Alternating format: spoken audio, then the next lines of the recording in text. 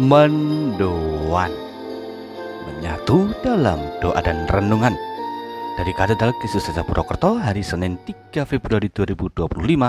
Saya Romo I.A. Indra. Selamat pagi saudara-saudari. Mari kita bersyukur atas pemeliharaan kasih Allah sehingga hari ini masih dapat kita terima sepenuhnya. Kita mohon agar perjalanan ini menjadi tahap yang lebih baik lagi dalam laku iman dan bakti kita kepada Allah. Maka mari kita bekali diri dengan sabda dari renungan Injil Markus bab 5 ayat 1 sampai dengan 20. Dalam nama Bapa dan Putra dan Roh Kudus, amin. Tuhan bersamamu dan bersama rohmu. Inilah Injil suci menurut Markus. Dimuliakanlah Tuhan. Sekali peristiwa sampailah Yesus dan murid-muridnya di seberang Danau Galilea di daerah orang Gerasa. Baru saja Yesus turun dari perahu, datanglah kepadanya seorang yang kerasukan roh jahat dari pekuburan. Orang itu diam di sana dan tidak ada lagi yang sanggup mengikatnya dengan rantai sekalipun. Sudah sering dia dibelenggu dan dirantai, tetapi rantai itu diputuskannya dan belenggu itu dimusnahkannya, sehingga tidak ada seorang pun yang cukup kuat untuk menjinakkannya. Siang malam dia berkeliaran di pekuburan dan di bukit-bukit sambil berteriak-teriak dan memukuli diri dengan batu. Ketika melihat Yesus dari jauh, maka berlarilah dia mendapatkannya. Dia lalu menyembahnya dan dengan keras berteriak, "Apa urusanmu dengan aku, hai Yesus, anak Allah yang maha tinggi? Demi Allah, jangan siksa aku." Karena sebelumnya Yesus mengatakan kepadanya, "Hai engkau roh jahat, keluar dari orang ini." Kemudian Yesus bertanya kepada orang itu, "Siapa namamu?" Jawabnya, "Namaku Legion, karena kami banyak." Ia pun memohon dengan sangat supaya Yesus jangan mengusir roh-roh itu keluar dari daerah itu. Adalah di sana di lereng bukit sekawanan babi sedang mencari makan. Lalu roh-roh itu meminta kepada Yesus, katanya, "Suruhlah kami pindah ke dalam babi-babi itu dan biarkanlah kami memasukinya." Yesus pun mengabulkan permintaan mereka. Lalu keluarlah roh-roh jahat itu dan memasuki babi-babi itu. Maka kawanan babi yang kira-kira 2.000 jumlahnya itu terjun dari tepi jurang ke dalam danau dan mati lemas di dalamnya. Maka larilah penjaga-penjaga babi itu. Mereka menceritakan hal itu di kota dan di kampung-kampung sekitarnya. Lalu keluarlah orang untuk melihat apa yang telah terjadi. Mereka datang kepada Yesus dan melihat orang yang kerasukan itu duduk. Orang yang tadinya kerasukan legion itu kini berpakaian dan sudah waras. Maka takutlah mereka. Orang-orang yang telah melihat sendiri hal itu menceritakan apa yang telah terjadi atas orang tadi yang kerasukan setan dan juga tentang babi-babi itu. Lalu mereka mendesak Yesus supaya ia meninggalkan daerah mereka.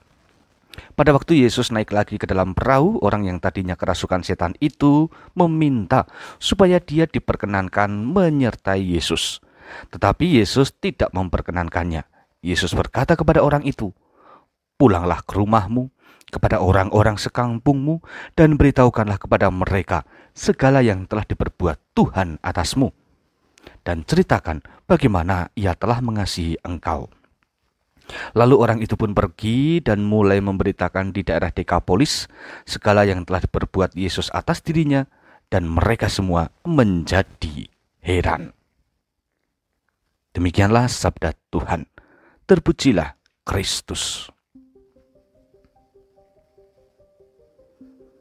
Saudara-saudari, kuasa Yesus yang dahsyat mampu mengalahkan kekuatan roh jahat yang banyak dan ganas.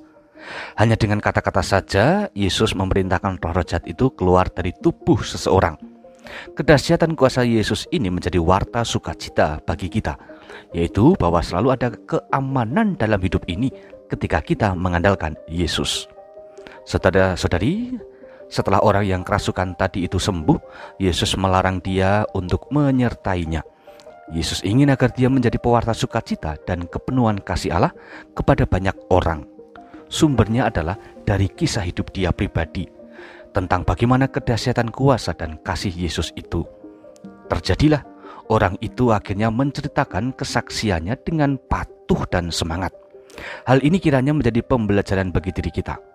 Temukanlah terlebih dahulu kedahsyatan kuasa dan kasih Yesus dalam dinamika hidup kita masing-masing. Menjadi murid Yesus itu tidak harus berada di sampingnya, tetapi mari kita hidupi melalui keseharian yang beragam dan tersebar kemana-mana. Kita wartakan kasih dan cara tindakan Yesus yang dahsyat, sehingga isi pewartaan adalah tentang diri Yesus secara penuh. Semoga dimanapun kita berada, panggilan memberitakan warta kuasa dan kasih Yesus ini bisa kita wujudkan, sehingga semakin banyaklah orang yang mengenal Yesus dan beriman kepadanya. Tuhan memberkati. Mari sekarang kita berdoa.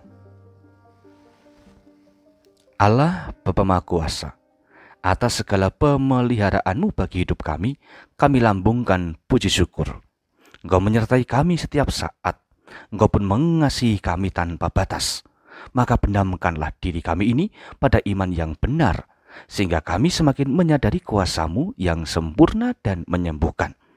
Berilah kami hati yang tulus mengimani-Mu, sebab hanya Engkau-lah yang selalu kami andalkan di setiap waktu hidup ini. Di Kau kami muliakan, kini dan sepanjang masa. Amin.